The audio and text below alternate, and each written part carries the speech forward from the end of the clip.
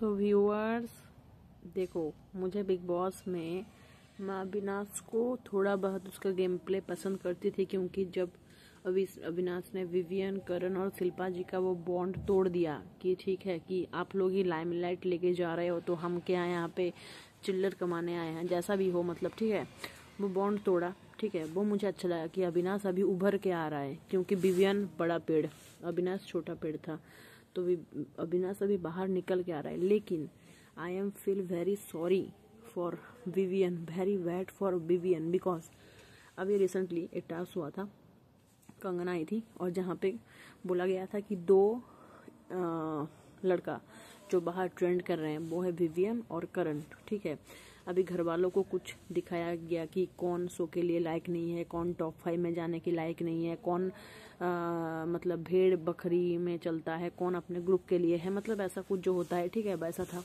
तो इसमें मुझे सबसे बुरा जो लगा कि अविनाश ने विवियन को दिया कि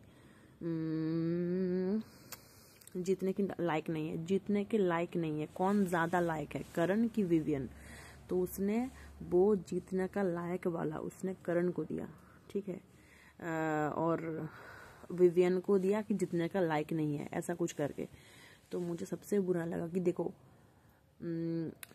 करण और विवियन को अगर मैं रखूं तो विवियन ने ज़्यादा सोच की है। ऑब्वियसली विवियन कलर्स का लड़ला है, ऐसा बिग बॉस ने बोला था। लेकिन करण, अभी अगर आप सोचो कि आपका फ्रेंड ही आपके पास मतलब आपके सपोर्ट में ये नहीं दिखा रहा है कि आप सो जीतने का ज़्यादा लायक हो, तो वहाँ पे विवियन को कैसा लगेगा कि अविनाश ही उसको मतलब लायक नहीं समझ रहा है।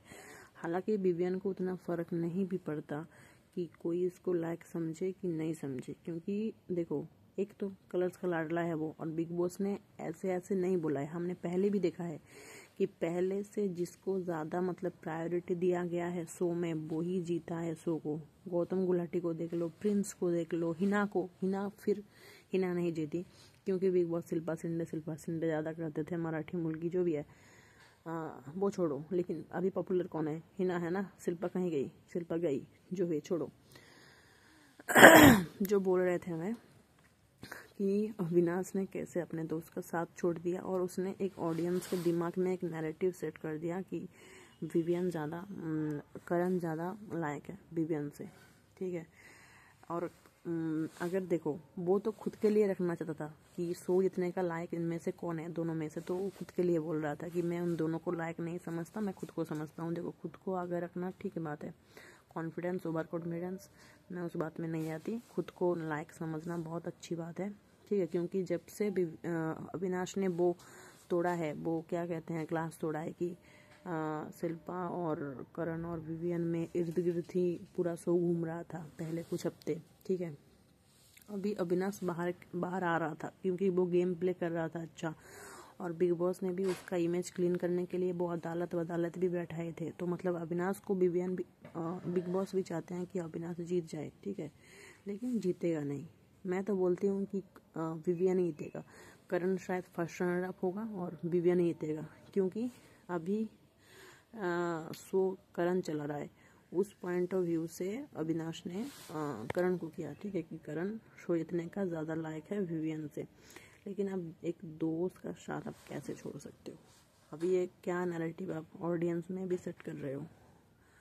जो अविनाश के फैन फॉलोइंग है, जो भी है, वो क्या सोचेंगे? चलो करण को वोट करेंगे, वैसा है। मतलब एक दोस्त का साथ एक दोस्त ने छोड़ दिया। अभी इस मोड़ पे 14th वीक में, जहाँ पे मतलब ऑल नॉमिनेटेड होंगे। ठीक है, दोस्त मतलब विवियन